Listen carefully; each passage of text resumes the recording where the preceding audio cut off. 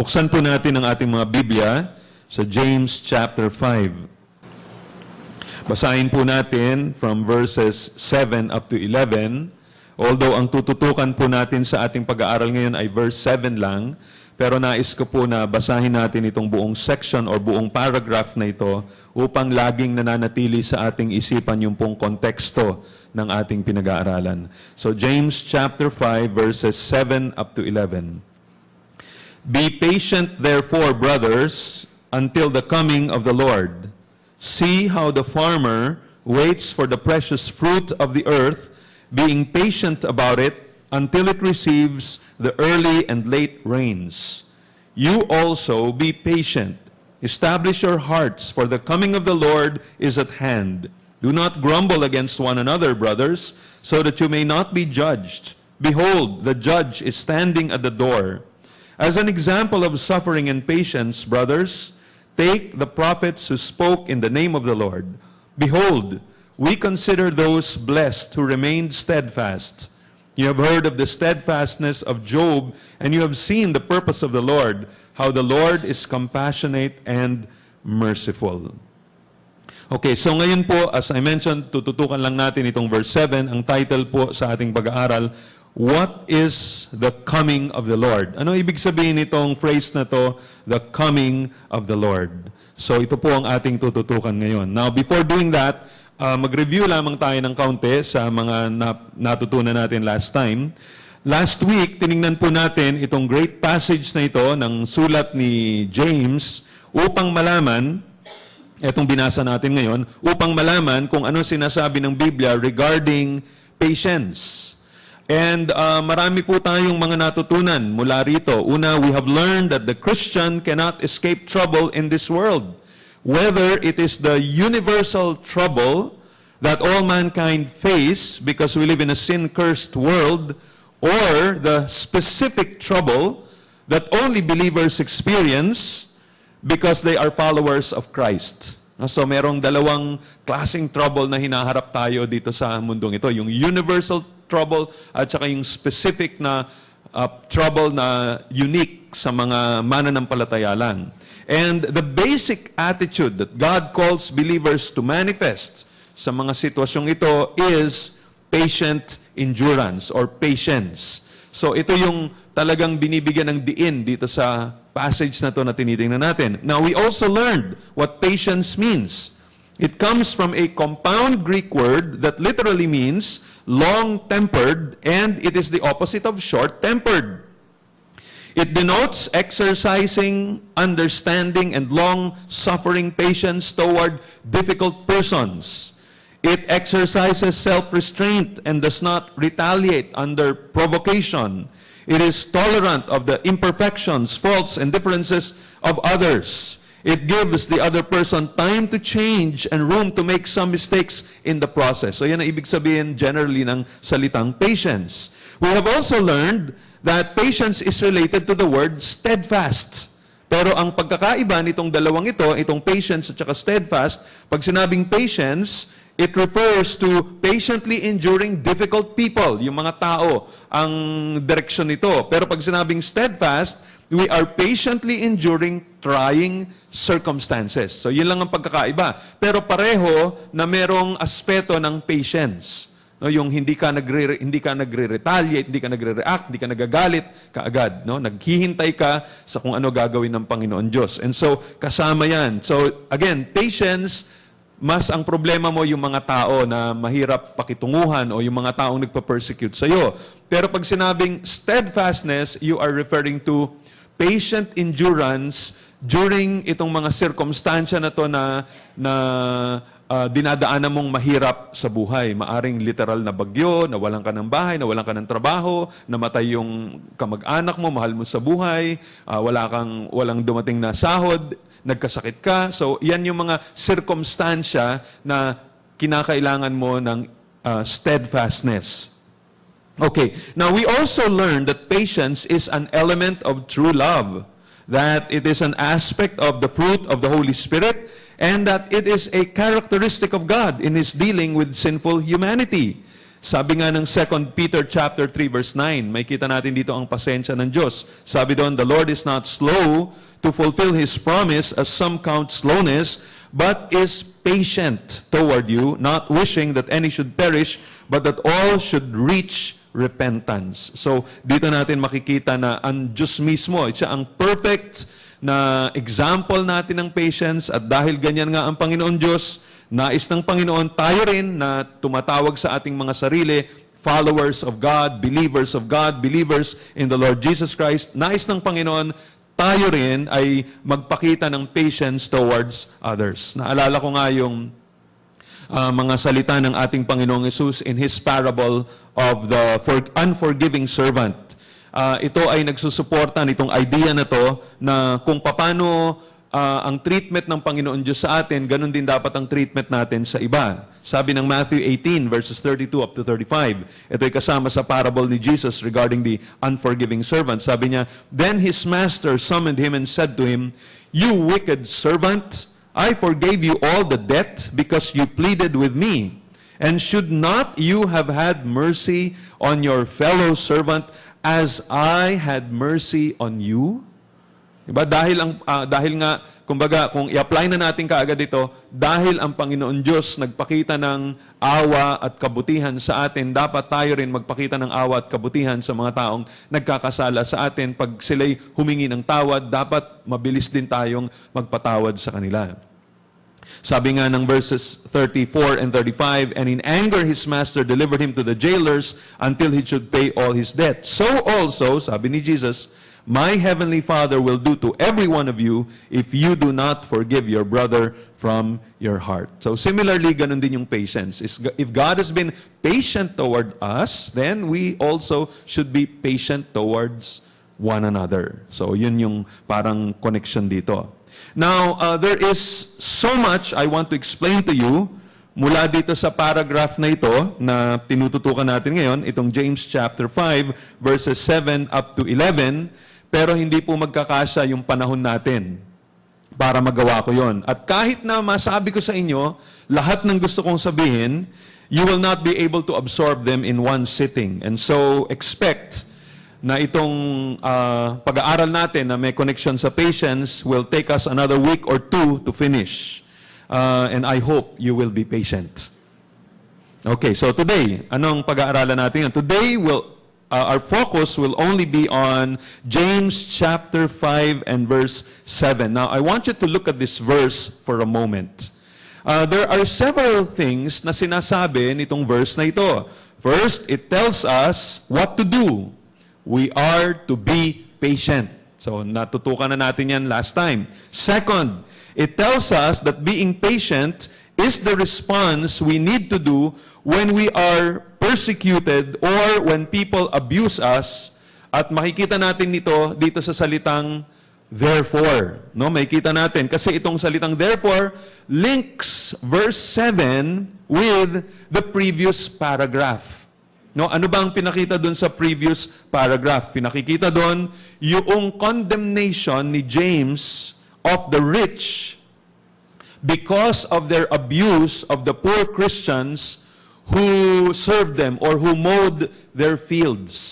No, so pinapakita nitong verse 7 na ito na ganito dapat ang reaction ng mga mananampalataya pag sila ay dumadaan sa ganitong klaseng experience. If people persecute you because you are a believer, if people abuse you, then you are to be patient. Now, another thing na pinapakita nitong verse na ito, verse 7 also tells us that this is an exhortation addressed to Christians. Dahil sabi dito, be patient, therefore, brothers. So, yung salitang brothers ang nagpapaalala sa atin na ito ay para sa mga mananampalataya. And also, you will observe na yung tone nitong buong paragraph na ito ay iba na kesa dun sa tono na makikita natin doon sa chapter 5 verses 1 up to 6. Yung tono ni James sa chapter 5 verses 1 up to 6, mabigat siya. Severe masyado yung dating niya. Condemning yung kanyang dating doon. Pero pagdating dito sa verses 7 up to 11, this is now comforting. This is now encouraging. Kasi ito ay para sa mga mananampalataya who are being oppressed. Now, another thing na makikita nyo dito sa verse 7 is that it tells us how long a believer should be patient. Tingnan nyo sabi ng verse 7 uli. Be patient therefore, brothers, until the coming of the Lord. So, pinapakita dito, gaano katagal tayo dapat magpasensya. Sabi, until the coming of the Lord. Now, verses 8 to 11, ito yung susunod sa verse 7, tell us how Christians can be patient until the coming of the Lord. So, pinapakita rito, paano tayo magiging pasensyoso hanggang sa pagdating ng ating Panginoon. But before we look at what James says in answer to that question, kailangan sagutin muna natin yung katanungang, o kailangan maintindihan muna natin yung term na the coming of the Lord. Ano ba ang ibig sabihin nito? Okay, so yun ang dahilan kung bakit tututok muna tayo dito sa verse 7. Kasi nais nating maintindihan, ano ba ang ibig sabihin nitong the coming of the Lord? So for the rest of the time we have together, para dito sa service na ito ang ating tututukan. Ano ba ang ibig sabihin nitong the coming of the Lord? Now, someone said, nagbilang ang isang Bible scholar, sabi niya, that the New Testament contains over 300 references to Christ's return. So, ibig sabihin, one of every 13 verses in the New Testament talks about the return of the Lord Jesus Christ. So, napakarami na beses na binanggit. So, ibig sabihin, pinapakita nito, ito ay napaka-importante na tema na makikita natin in the New Testament. So, what does that phrase mean? The coming of the Lord.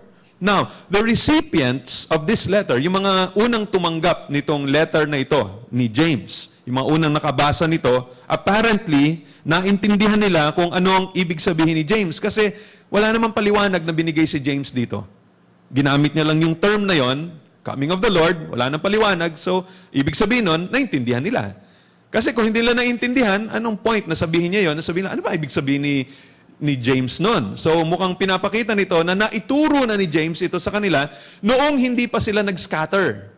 Remember, according to James chapter 1 verse 1, ang sulat na ito is for the 12 tribes in the dispersion. Ibig sabihin, sila yung mga dating Hudyo na naging mga mananampalataya.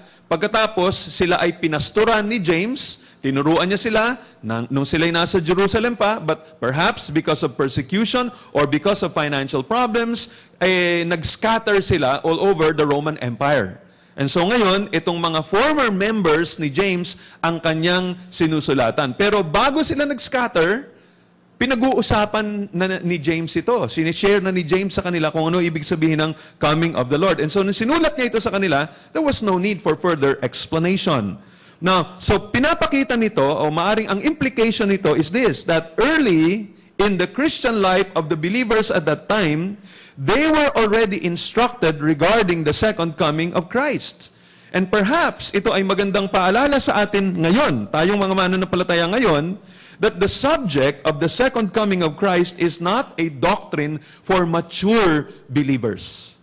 Minsan, yun ang nasa isipan natin, ay, mga bagay na yan tungkol sa second coming, saka na yan, ang pag-usapan lang muna natin, yung mga basic. Well, it appears to me that this is already part of their basic instruction. Kasama na to dun sa mga unang mga principles na dapat nilang matutunan about the second coming of Christ. They were taught early in their Christian life regarding this doctrine. And I think ang napakagandang example nito to prove this to you is the letter of Paul to the Thessalonians. Tingnan ninyo at dalhin ninyo ang inyong Biblia dun sa portion na yun kasi meron akong mga gustong ipakita sa inyo patungkol rito. Now, bigyan ko lamang kayo ng konting konteksto. Bakit ko sinabing magandang suporta itong 1 Thessalonians, dun sa sinabi ko na maaring itong katuroang ito related to the second coming of Christ ay isang katuroang binigay na ng mga apostles o ng mga tagapagturo ng salita ng Diyos sa mga mananampalataya while they were still new believers. Kasama ito sa mga basic instructions nila sa kanila. So, sabi ko, itong 1 Thessalonians ang sumusuporta dyan. Now, let me give you the context first ng 1 Thessalonians. Si Paul bumisita sa Thessalonica on his second missionary journey. Now, after several months, no, ilang months pa lamang yung kanyang ministry doon, we're not very sure exactly how long that is. O siguro baka ilang buwan lang o baka tumagal lang ng mahigit 1 taon pero hindi na umabot ng 2 taon. Now it was a successful ministry. You can read 1 Thessalonians chapter 1 to find out it was a very successful ministry. Grabe yung response ng mga tao. Ang ganda-ganda na nangyari dito. But because of Jewish opposition, merong mga Hudyo na nagpe-persecute kay Paul na dahil sa bagay na ito, he was forced to flee. Kailangan siyang umalis mula sa lugar na yon. Now, of course, dahil umalis siya, nag-aalala siya ngayon, ano na kaya ang nangyari dito sa mga mananampalataya in Thessalonica? Remember, they are very new believers. Mga bagong mananampalataya pa lang. Mga 1 buwan o mahigit pa lang 1 taon ang instruction na kanilang natanggap. Bagong-bago sila sa pananampalataya. So, ang kanyang ginawa, he sent Timothy to find out how they were doing. Nung nabalitaan ni Timothy kung ano nangyari sa kanila, balik uli siya kay Paul, bringing him good news of their faith. Sabi niya, Paul, okay pa rin yung pananampalataya nila. Hindi pa rin nasisira ang pananampalataya nila kay Kristo. Nagmamahalan pa rin sila sa isa't isa. At saka yung pag-ibig nila sa iyo, nandun pa rin. At yung kanilang pag-asa, nandun pa rin. Hindi pa rin nasisira yung pananampalataya nila, although grabe yung persecution sa kanila. And as a result of that, Paul wrote 1 Thessalonians. So yun yung kanyang response nung nabalitaan niya na okay pa rin ang nangyari sa kanila. So sinulat niya ito sa kanila to encourage these new believers regarding their faith. So yan ang konteksto ng 1 Thessalonians. Now, what will you observe in this letter? Kung titingnan ninyo yung mga tema na tinakal dito ni Apostle Paul or yung mga bagay na nabanggit niya rito, one of the things that you will find prominent in this letter is the second coming of Christ. In fact, in 1 Thessalonians, it is mentioned, pakinggan nyo to, it is mentioned in all chapters. It is mentioned in all chapters. Tingnan nyo, chapter 1. Look at chapter 1 and verse 10. Nakalagay doon. And to wait for His Son from heaven, whom He raised from the dead, Jesus who delivers us from the wrath to come. So yan yung chapter 1. Now you go to chapter 2. Look at verse 19. Chapter 2 verse 19. Sabi doon, for what is our hope or joy or crown of boasting before our Lord Jesus at His coming?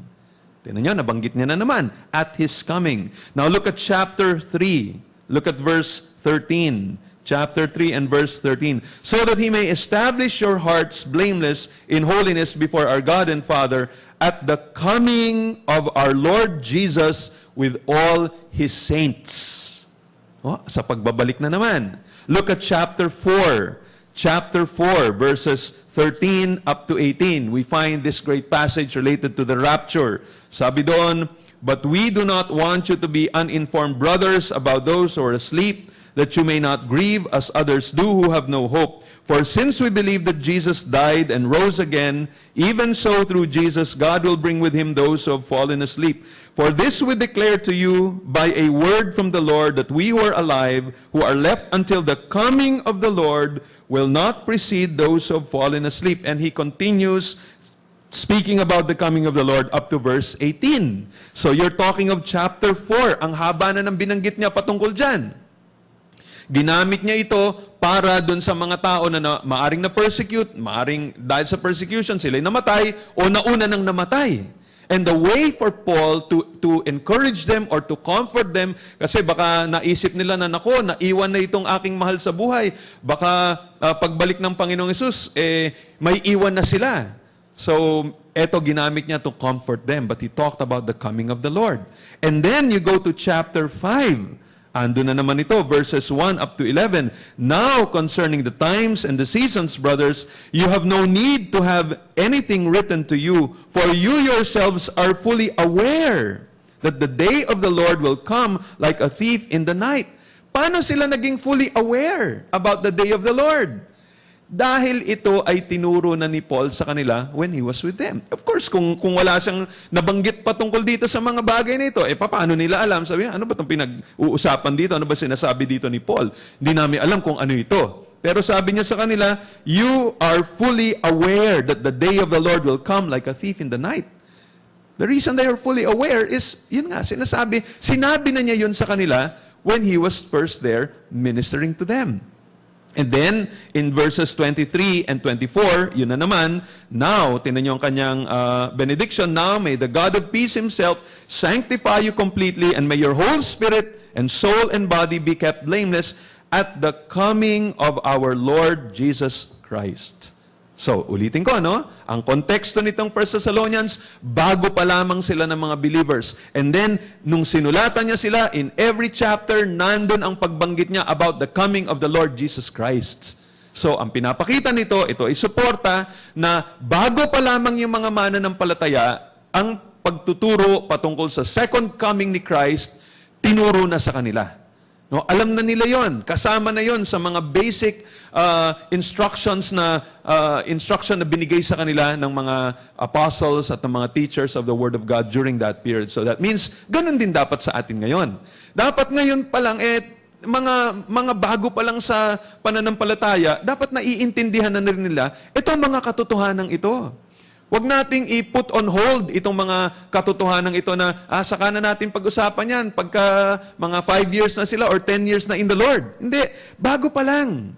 Okay na, dapat maging interesado na tayo tungkol sa muling pagbabalik ng Panginoong Hesus. Yun ang ating hope. Yun ang Christian hope natin . Etong mga dinadaanan nating mga bagyo dito sa mundong ito, lalo na kung mga matitindi na mga bagyo, talagang ang tanging pag-asa lang natin, kung alam natin na babalik ang Panginoon. That's going to be very encouraging. Pag hindi mo alam na babalik ang Panginoon, parang walang kabuluhan itong buhay na to. Parang ano ba to? Puro na lang pagdurusa, puro na lang paghihirap. Sayang lang itong aking pananampalataya sa Panginoon. Walang kahantungan ito. And compared sa lahat ng mga tao, ako magiging pinakakawawa. Diba? Kung walang pagbabalik ng ating Panginoon. And so, this was a very important doctrine para sa mga unang mga mananampalataya. Okay, now let's look at that word coming. Coming of the Lord. Now, the word coming, itong salitang coming na to, comes from the Greek word parousia. Parang kung in-spell natin sa English, P-A-R-O-U-S-I-A. Parousia. It means basically presence. Sa 2 Corinthians chapter 10, verse 10, sabi doon, for they say, now referring to Paul, his letters are weighty and strong, but his bodily presence. Sa Greek, itong presence dito is parousia. So, yung bodily presence ni Paul, yung bodily parousia ni Paul, sabi na, is weak and his speech of no account. So, itong coming na to, yan yung parousia. Pero yung parousia has become a technical term. Naging technical term in the Christian community itong salitang ito. Hindi na lang ito ibig sabihin na presence, but it has now become a technical term to refer to the coming or to the presence of the Lord Jesus Christ at His second coming. Now, it was applied originally in secular Greek to the arrival of a king or dignitary. It is probably, sabi ng isang dictionary, probably from this background that the technical sense of the word in the New Testament developed. No? Dahil nga dun sa understanding na yon, na ang ibig sabihin ng parousia is presence or arrival of a king or a dignitary, sabi nila, ito magandang gamitin na technical term to refer to the coming of the Lord Jesus Christ. Now, yung salitang Lord dito, dun sa phrase na the coming of the Lord, sino kaya nire-refer dito?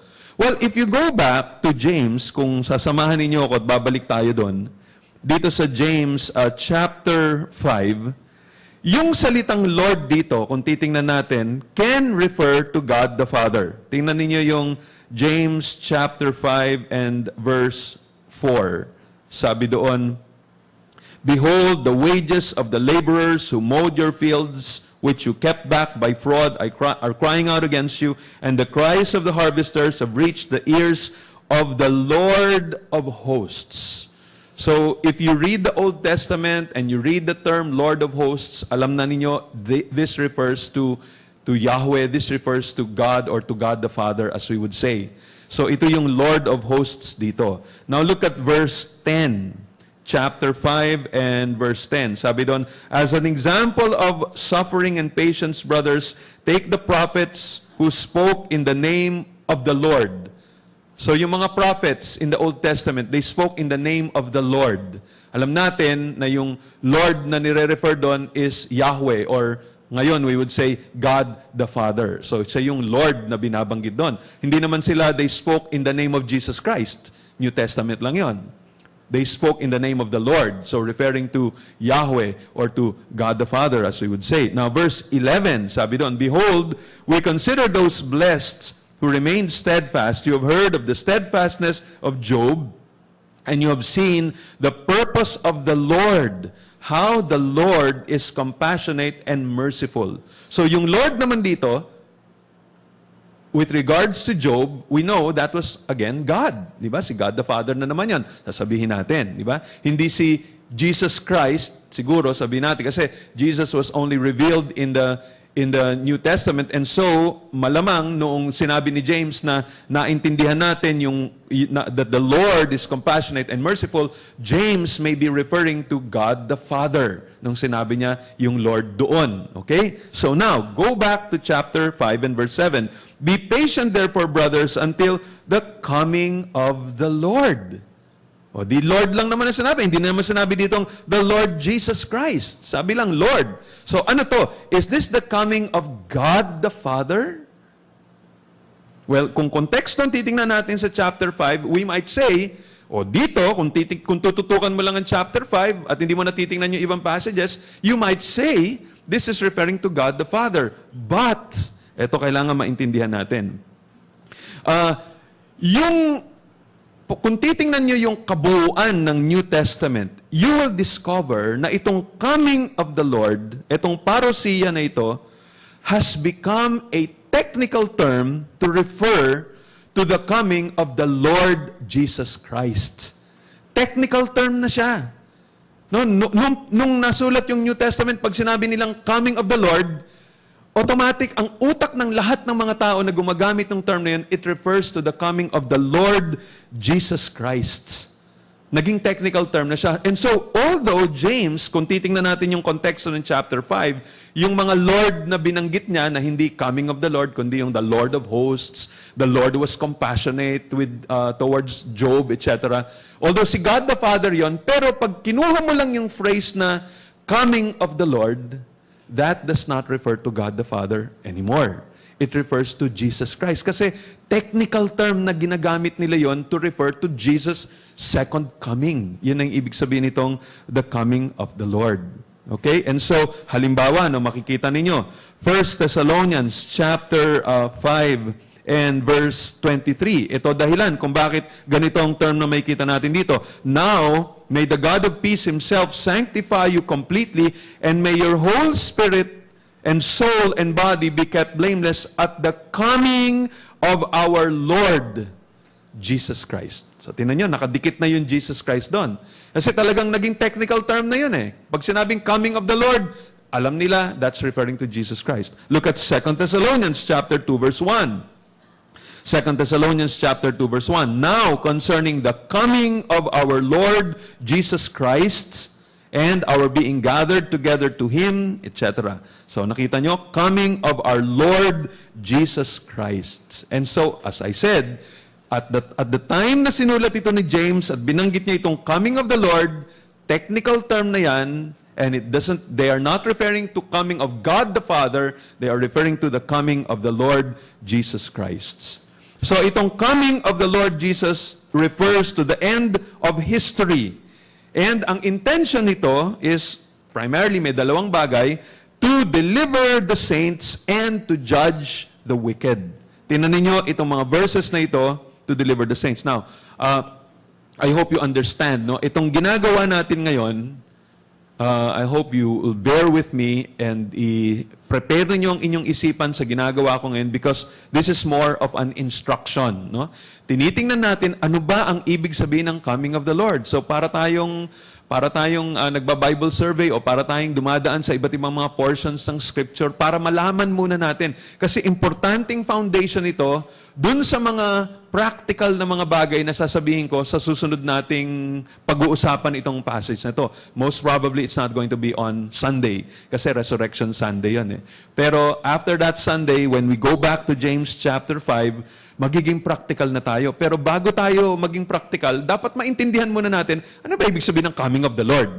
Kaya yun ang ginagawa natin ngayon. Kaya kung yung iba sa inyo nag-expect na parang this is going to be something na talagang exciting at baka ma-disappoint kayo. Because what you need to do is to understand. Prepare yung utak nyo to understand yung ibig sabihin itong term na to. Okay? So again, tingnan nyo. Anong ibig sabihin ng coming of the Lord? In one sense, ang purpose ng coming of the Lord is in order to deliver the saints. Pero meron ding kabilang bagay yon, no? Parang the other side of the coin, it also refers to the judgment of the wicked. Tingnan niyo yung deliver the saints. 1 Thessalonians chapter 1 verse 10 nakalagay dito. Sabi ni Apostle Paul, to wait for His Son from heaven, whom He raised from the dead, Jesus, who delivers us from the wrath to come. So yung hinihintay nating anak ng Diyos na manggagaling sa langit, the coming of the Lord Jesus Christ. Ang intention niya is to deliver us from the wrath to come. Now, look at 1 Thessalonians 4:13 up to 18. Ito rin, makikita natin dito, but we do not want you to be uninformed, brothers, etc. And again, this talks about the rapture.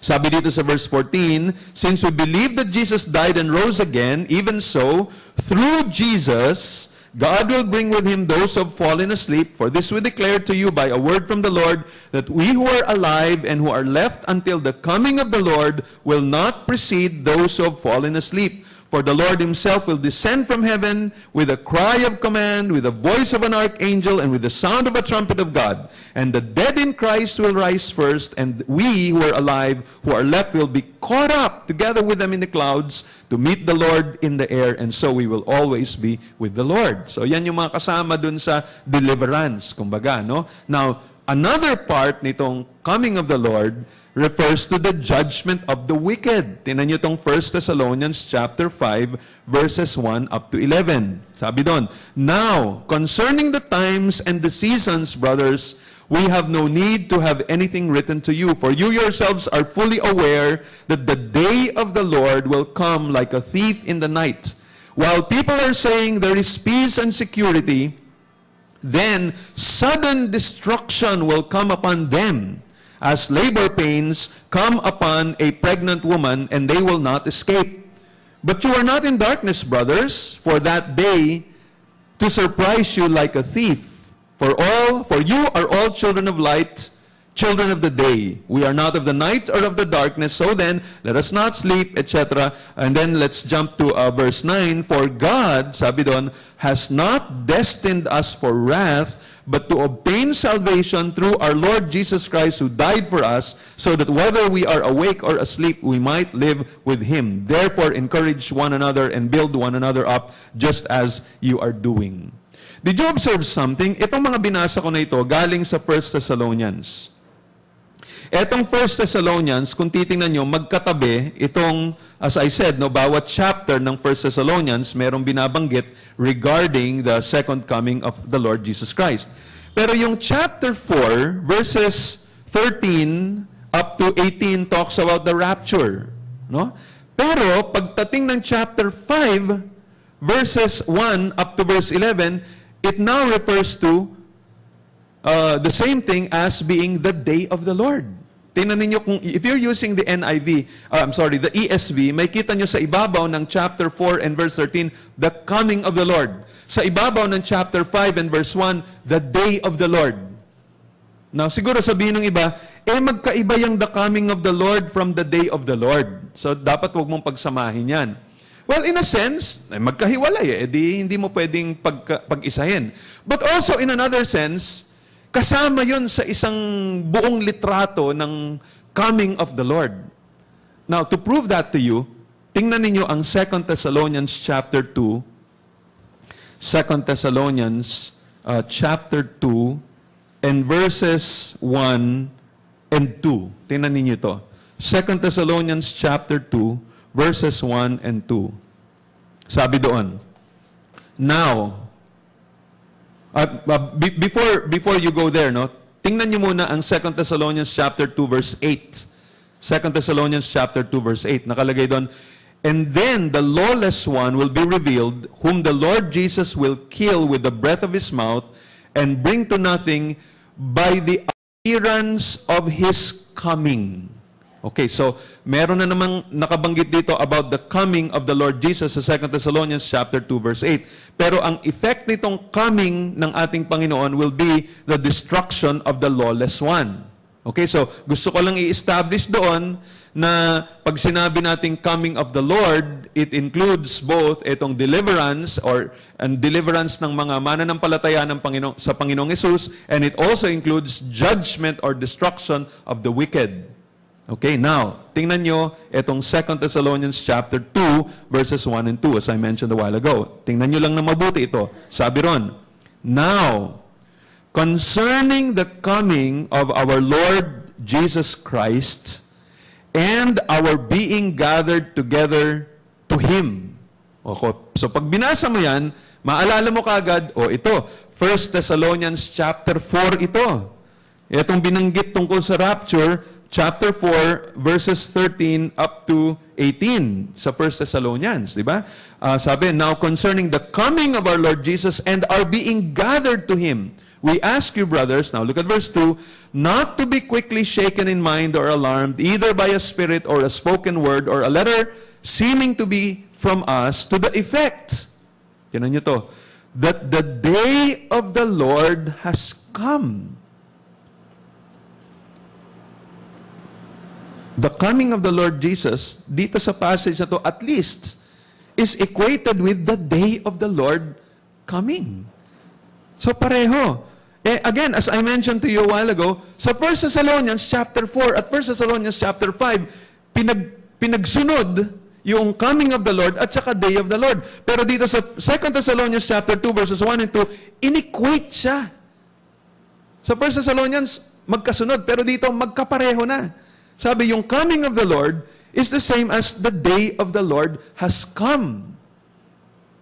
Okay, so basta yun lang ang gusto kong ipakita sa inyo, no, na isang bagay na parang hindi ko alam kung makakatulong o gugulo sa inyong kaisipan. Basta ang point na gusto ko sabihin na eto yung second coming na sinasabi dito ni James at ni Apostle Paul, parang hindi lang siya isang event. Normally kasi tayo, pag sinabing second coming, isa lang ang nasa isipan natin. Pero mukhang hindi ganun ang pagkakagamit sa New Testament. Pag sinabing second coming, it refers to a series of events.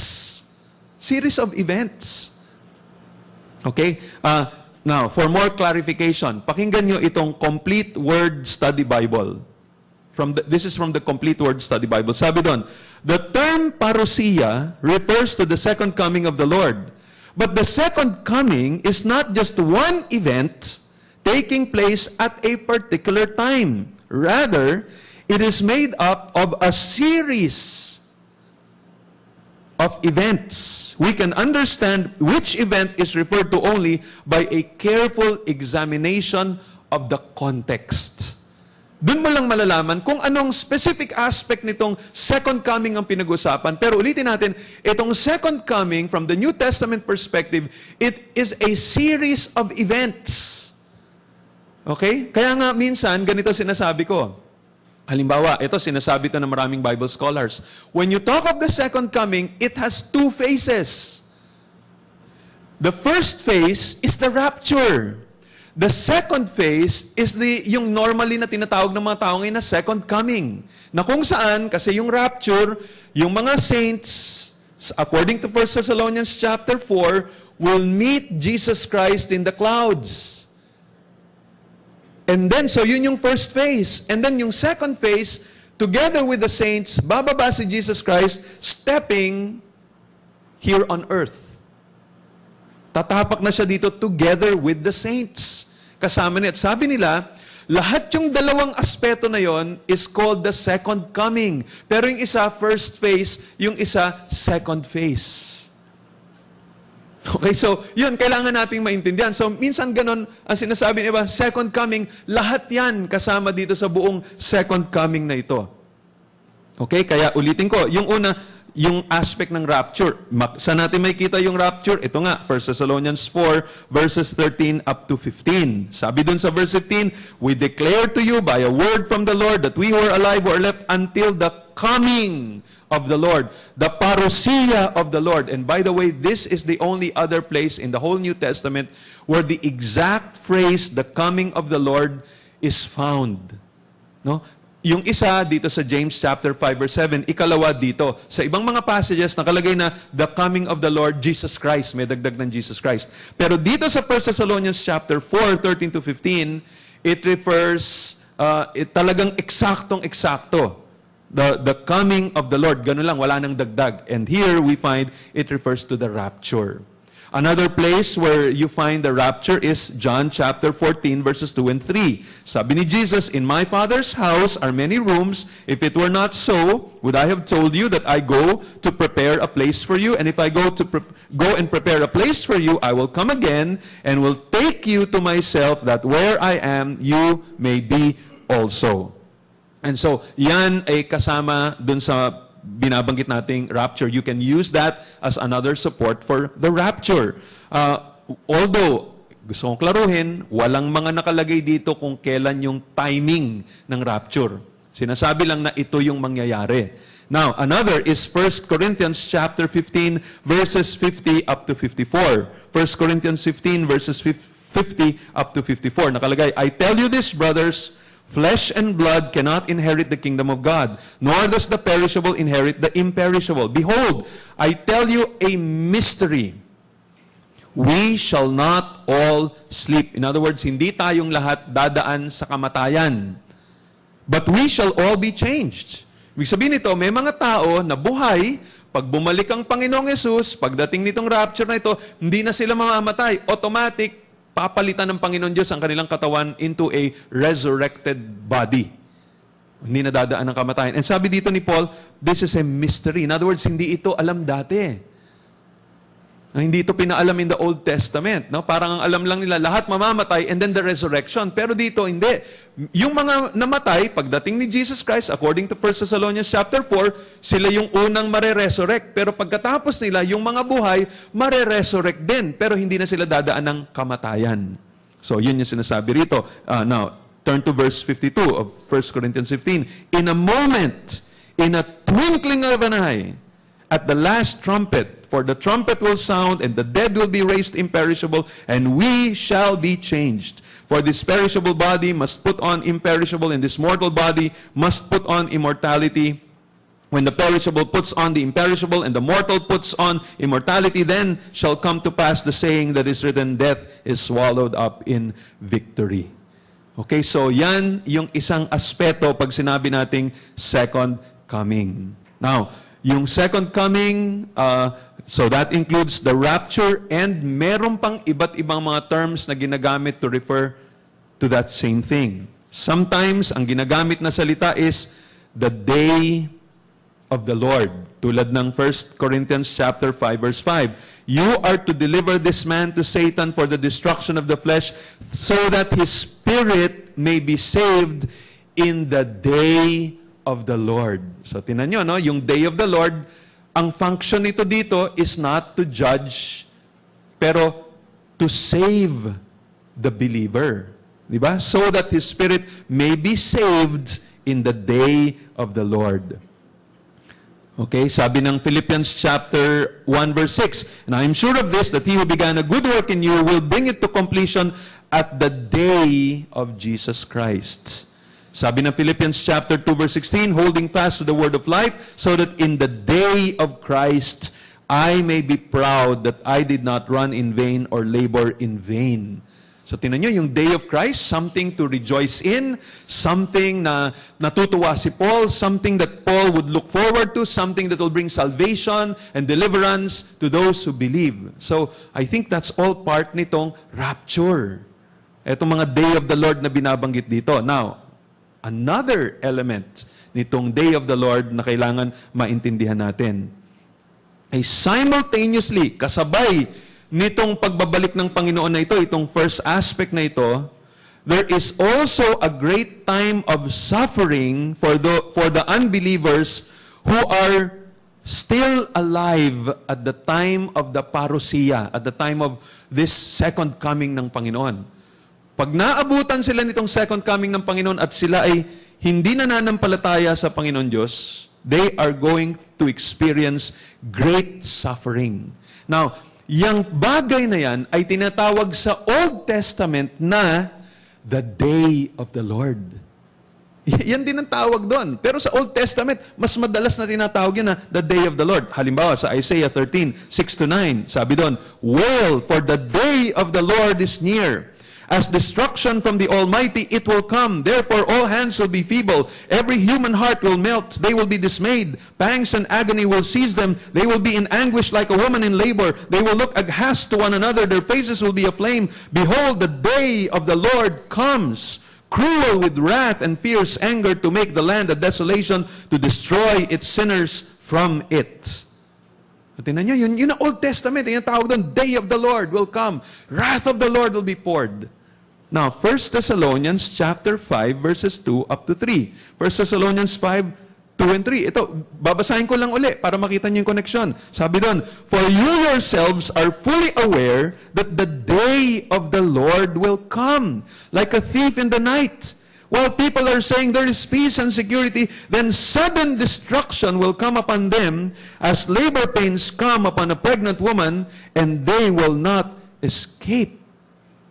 Day of the Lord din tawag dito. And di ba sabi ko nga kanina sa inyo, according to 2 Thessalonians chapter 2 verses 1 and 2, sabi doon, "Now concerning the coming of our Lord Jesus Christ and our being gathered together with Him," sabi ng verse 2, "We ask you, brothers, not to be quick, to be shaken in mind, etc., as if a letter coming from us na nagsasabi to the effect that the day of the Lord has come." So, yung kabilang side ng rapture, itong day of the Lord.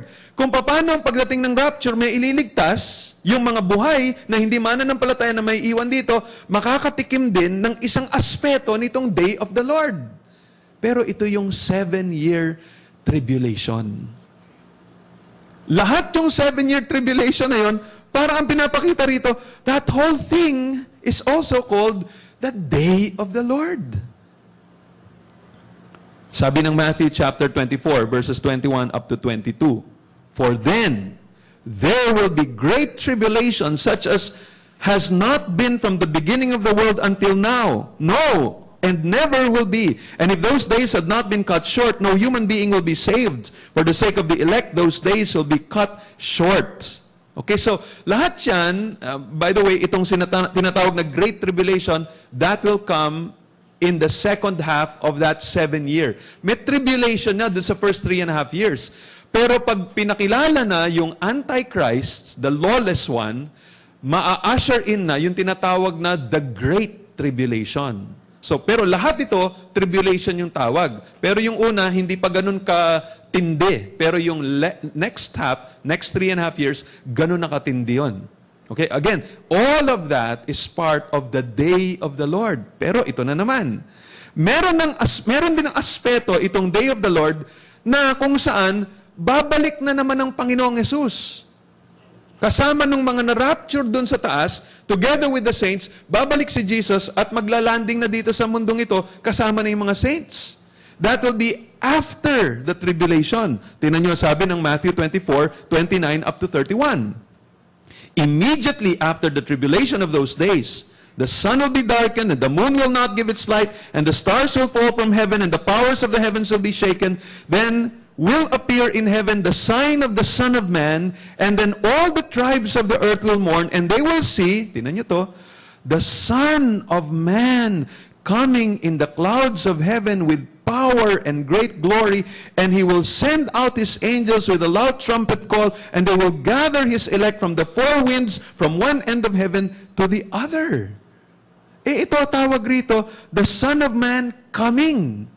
ito na naman, meron na namang coming dito. Kaya nga sabi ko sa inyo, yung second coming ng Panginoon, na equated with the day of the Lord, is a series of events.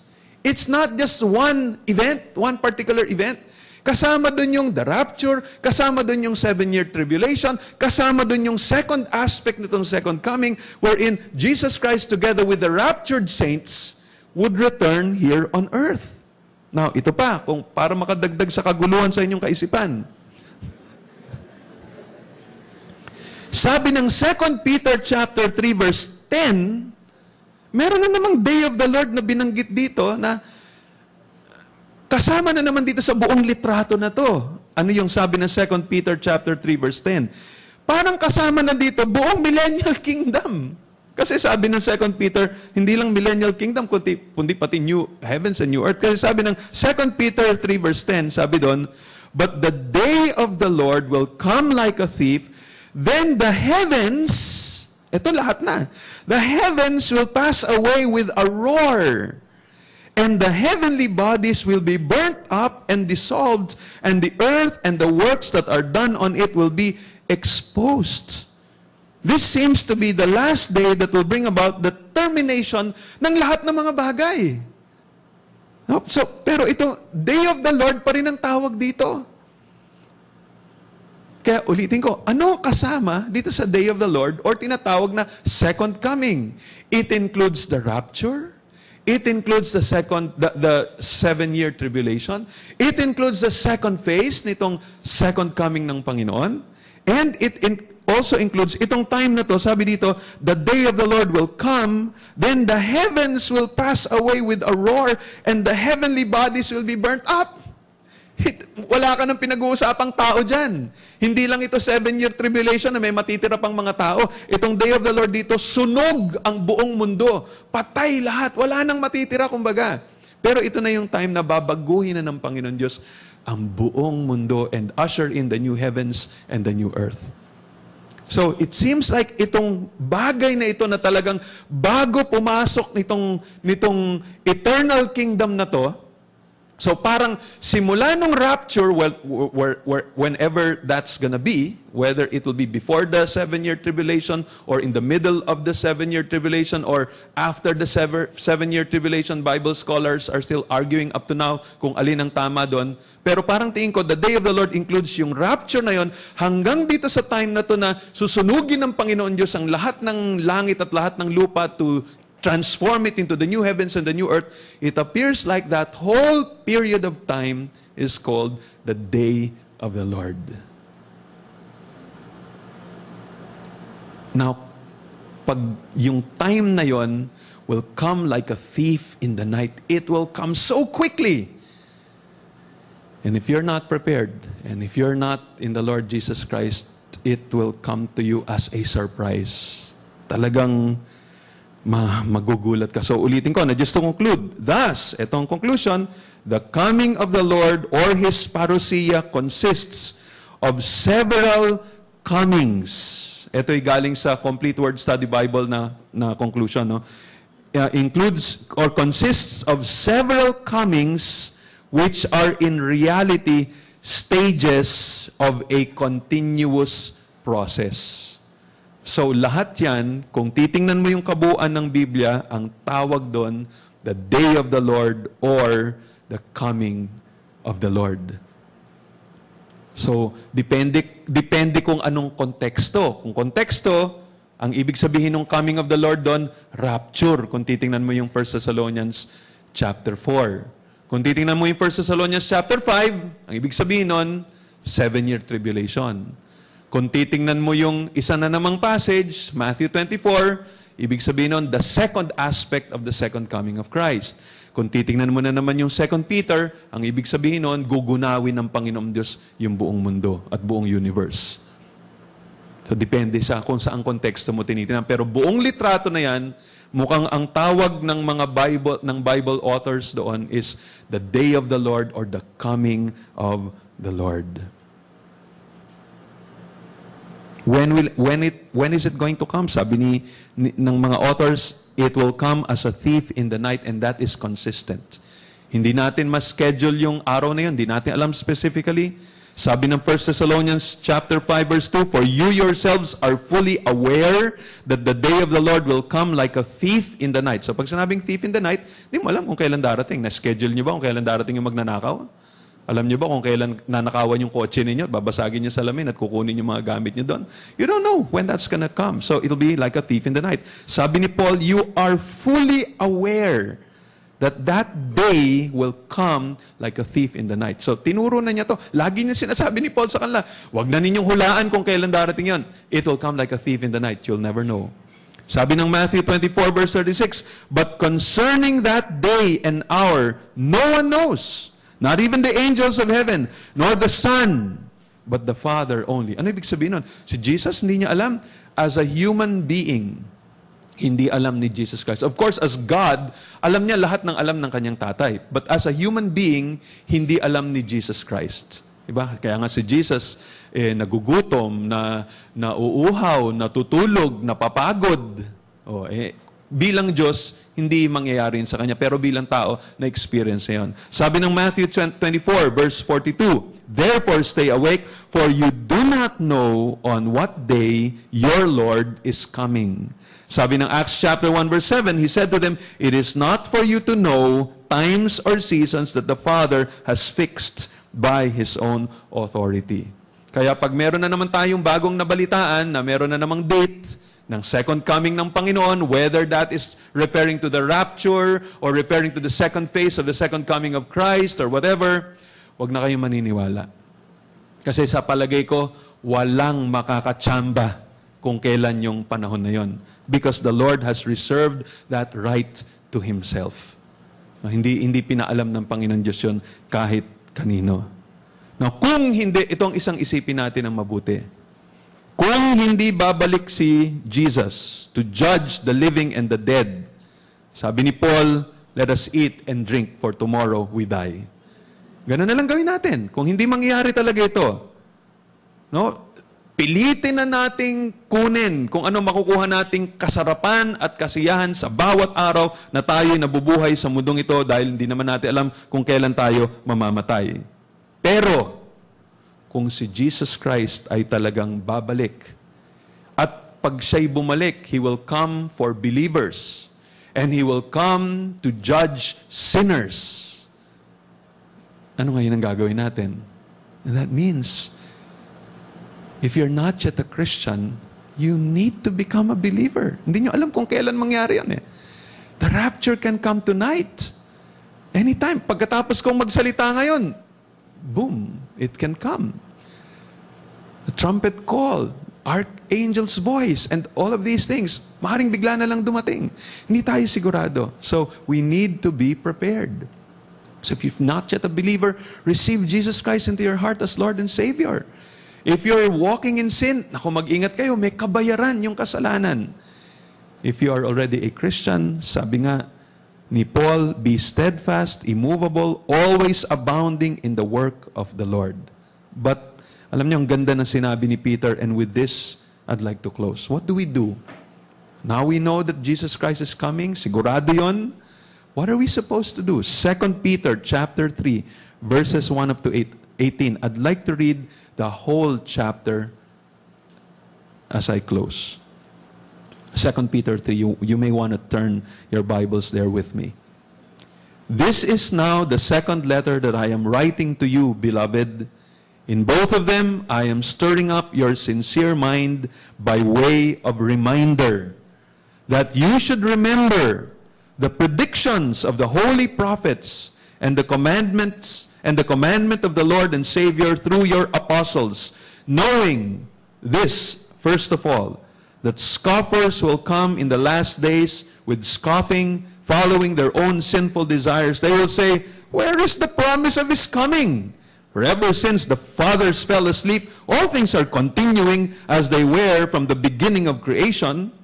For they deliberately overlook this fact that the heavens existed long ago, and the earth was formed out of water and through water by the word of God, and that by means of these, the world that then existed was deluged with water and perished.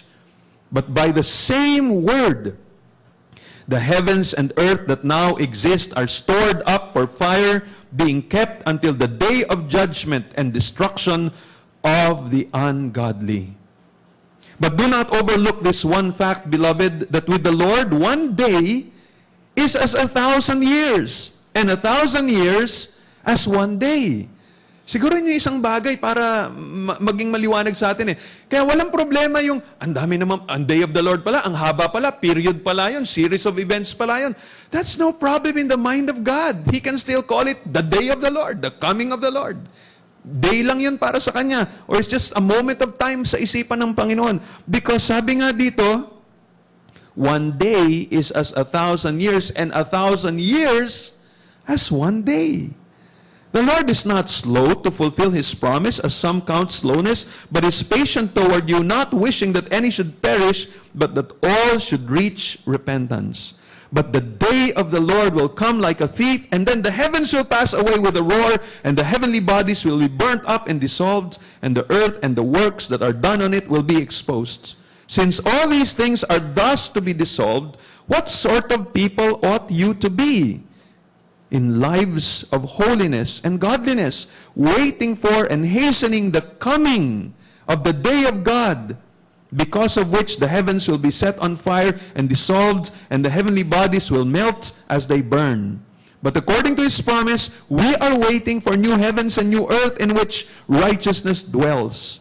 Therefore, beloved, since you are waiting for these, tingnan nyo, you need to understand, Peter is talking to believers. Ito kausap niya. He was talking about itong mangyayari na destruction sa mga masasama. He's talking about the destruction of the whole universe. But he was talking to believers. Hindi niya pinaghiwa-hiwala. Hindi niya sinabing, huwag kayong mag-alala. Rapture naman ang una. Tapos yan, 7-year tribulation. Tapos yan, ganito. Tapos yan, may millennium pa. Tapos yan, ganito. Wala sinasabi si Peter na gano'n. Parang pinag-isa niya lahat-lahat.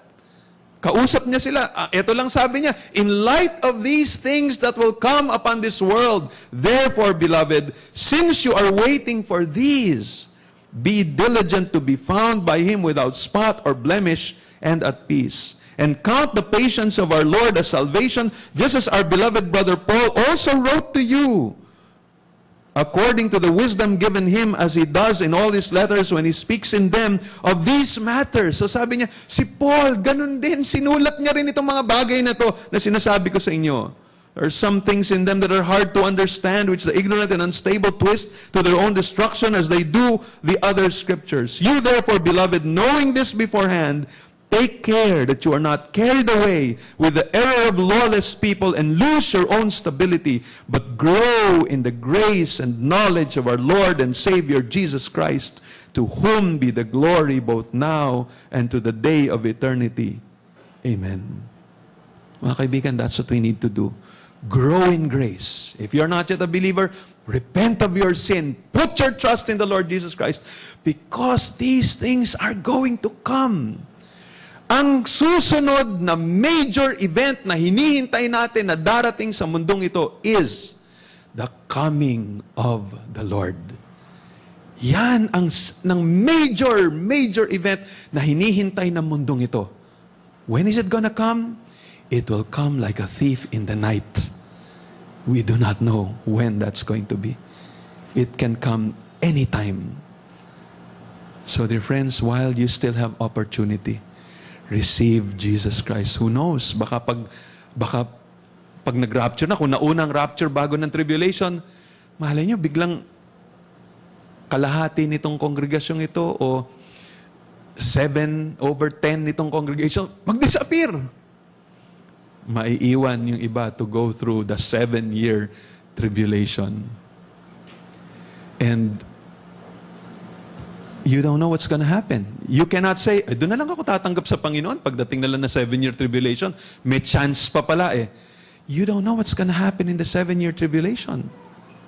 I mean, you don't know kung tatagal pa buhay mo. With all of the earthquakes, with all of the calamities that can come, with all of the torture na dadaanan ng mga matitira dito sa mundong ito, you can die anytime. And according to the book of Revelation, many were grumbling, were complaining against God, were angry at God, and instead of surrendering themselves to the Lord, tinigasan lang nila lalo yung kanilang puso.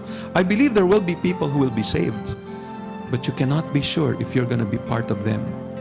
The best thing to do is now, while you still have opportunity, receive Jesus Christ.